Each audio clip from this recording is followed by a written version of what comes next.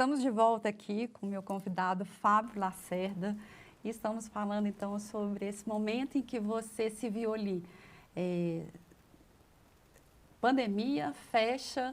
Fala um pouquinho primeiro do seu trabalho. Você é um empresário de uma dupla que a gente ama tanto, que é César Menotti e Fabiano, que faz quantos shows? Como é que é a agenda? Eu nasci no lugar certo, na hora certa, né? Sou irmão do César Menotti e Fabiano e fiquei de empresário deles ali, porque não tinha nenhuma pessoa para pôr no lugar, aí ficou eu mesmo, né? Que não tinha um Nada quarto é irmão. por acaso. E aí, né,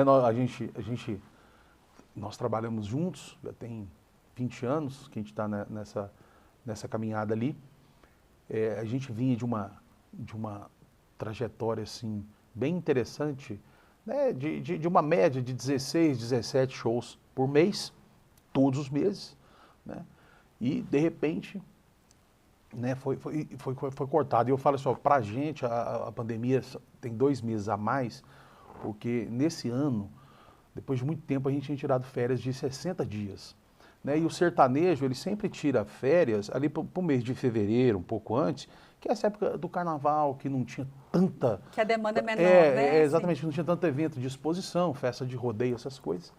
Então, foi 60 dias de férias Então, para voltar em março. Para voltar em março. E o show que nós fizemos, que foi o último, antes da pandemia, foi o primeiro na volta das férias. Nossa. Né? Foi o primeiro show.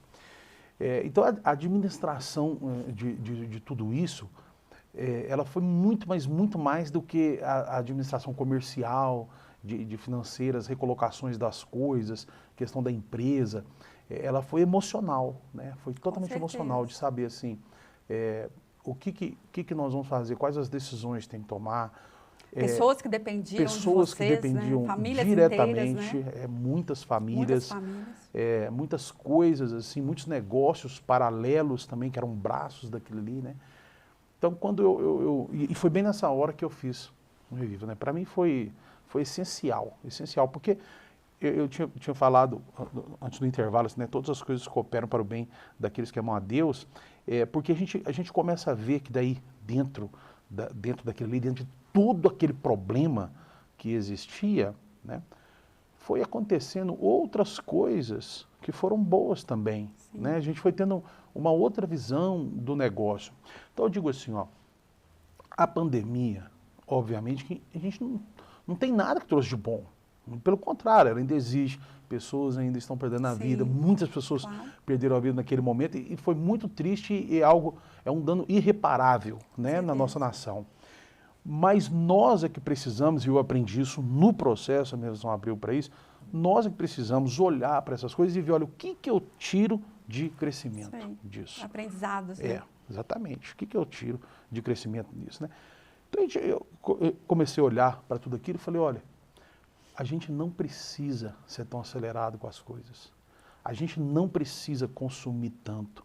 A gente não precisa trabalhar tanto. É possível você administrar abrindo mão um pouco das coisas, né? Tanto que depois, agora com a retomada, a nossa visão mudou um pouco em relação a isso, né? A quantidade de coisas que a gente vai pegar para fazer, a quantidade de negócios, porque, gente, olha, de tudo que aconteceu na pandemia, quando eu estava ali dentro da sua sala, eu consegui enxergar o seguinte, no momento que era desesperador, de saber o que nós vamos fazer agora, né?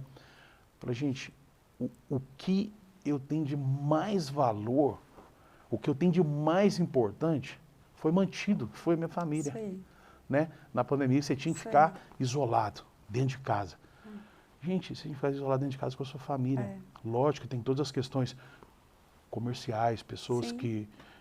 Existe um tipo de trabalhador no Brasil que, para ele jantar, ele tem que sair de manhã.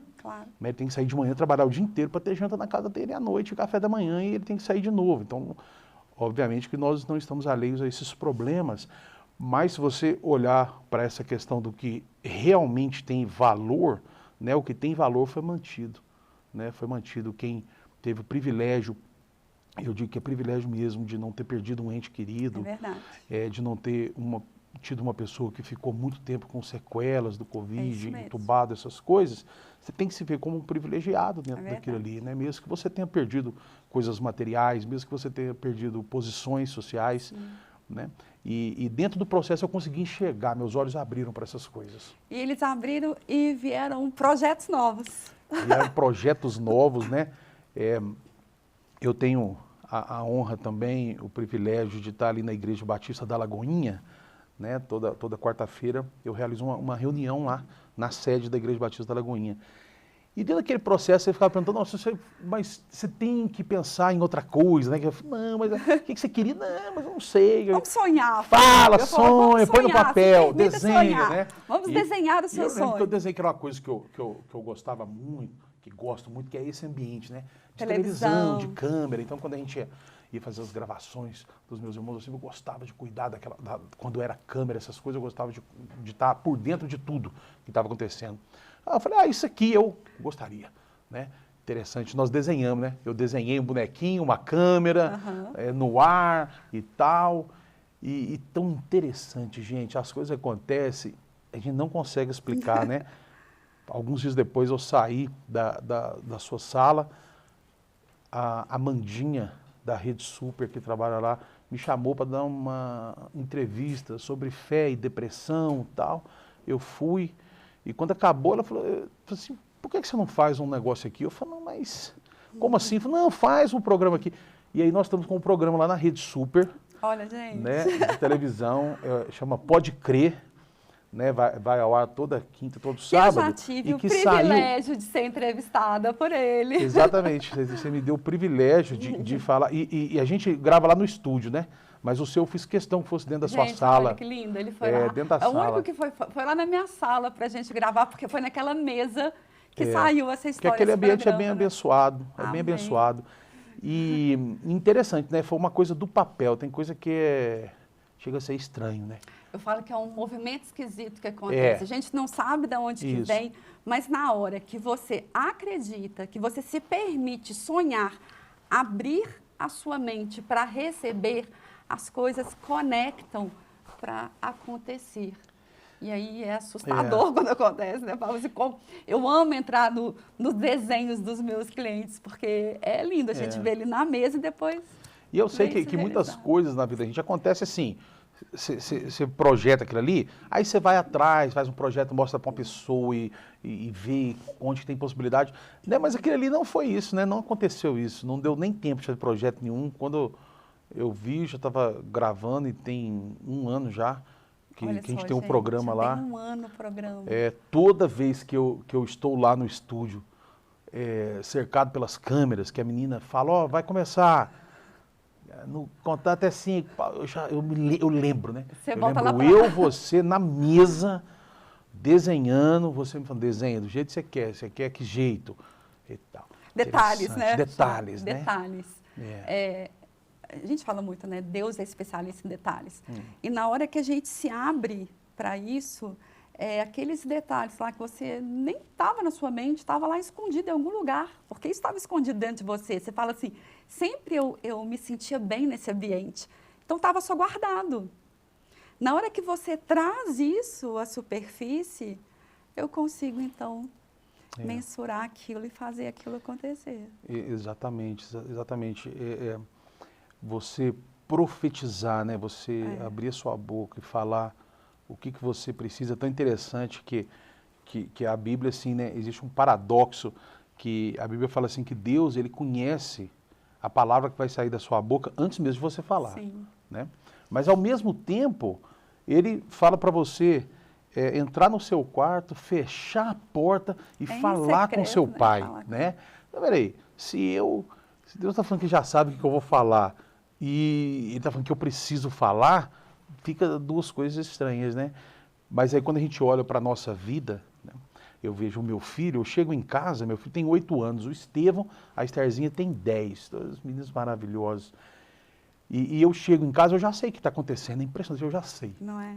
Eu sei quando tem algum problema, eu chego, o silêncio me fala, né? Aí eu já sei o que está acontecendo, às vezes minha esposa me falou alguma coisa, mas eu chego para o meu filho, Estevão, vem cá, me conta aí, o que aconteceu? Me conta aí.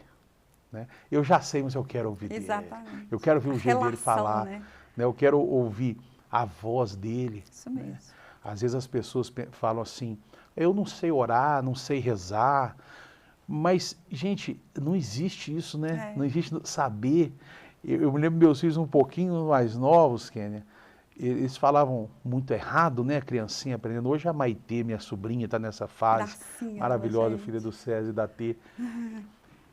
Aí alguém falava assim, algum adulto junto, corrigindo, não é tochocolate, é chocolate. Eu, não, por favor, não, eu só vou ter agora para ver ele falando desse jeito aqui, né? E eu fico imaginando que essa relação de Deus com a gente, assim, eu não quero ver você impostar a voz, igual Senhor. Às vezes eu quero ver você me falar aqui, Pai, está acontecendo isso, estou desse jeito, né? Aí. Derramar o coração. Né? Do seu mesmo, jeito, não existe a maneira correta. Então, essa relação que a gente precisa ter com Deus é a relação que a gente precisa ter com a vida, com as coisas também, né? A gente precisa falar o que está dentro da gente, a gente precisa falar os nossos sonhos, colocar para fora, pôr no papel, desenhar. Se permitir.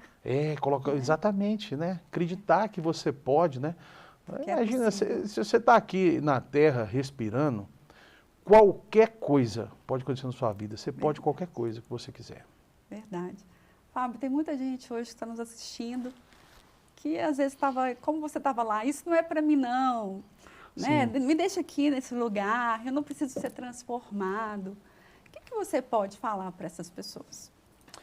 Olha, é exatamente isso, né? Dentro de uma licitude, dentro de uma segurança que você vai criar na sua vida em relação aos seus sonhos, né, que realmente vão valer a pena, que vão ser uma bênção para você e para a sua família, tudo que você quer, você pode. Né? Se você quiser, falar assim, eu quero ter uma vida melhor do que essa aqui que eu estou vivendo.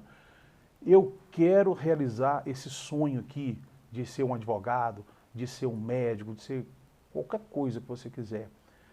Não existe nada que possa te impedir a não ser você mesmo. Porque você fala assim, Deus pode me impedir, mas Deus ele já te deu todas as possibilidades, Ele já te permitiu você pedir, Ele já te permitiu você falar. Né? Então o que você precisa é acreditar no seu potencial, acreditar que as coisas acontecem, que existem coisas que às vezes realmente você não vai ser capaz de fazer com a sua mão, mas a Bíblia diz assim que Deus ele traz à existência coisas que não existem. Então, se você fizer a sua parte, aquilo que não for capaz de você fazer, a própria vida ela vai trazer para você. Vai aparecer essa possibilidade. Ai, que lindo. E você vai poder falar um dia assim, falar assim, olha, eu não sei como é que isso aqui aconteceu. Que lindo, Fábio, que alegria. Obrigada pela sua presença. A gente podia ficar vários programas aqui falando sobre isso, né? Mas muito obrigada, viu? Amei ter você aqui. Alegria minha, minha amiga. Eu sou muito grato pela sua vida. Obrigada, Foi uma das melhores coisas que já aconteceu na minha vida. Foi te conhecer e passar por aquele processo ali, porque ali não mudou só para mim, mudou para minha família, para minha esposa, para os meus filhos, minha relação com Deus, com a igreja, com tudo. Fico feliz demais. Obrigada por isso, querido. E você, que escutou tudo isso aqui, coloca aí no seu coração, abra ele e se permita. Você pode ir além. Eu te vejo no próximo programa Reviver.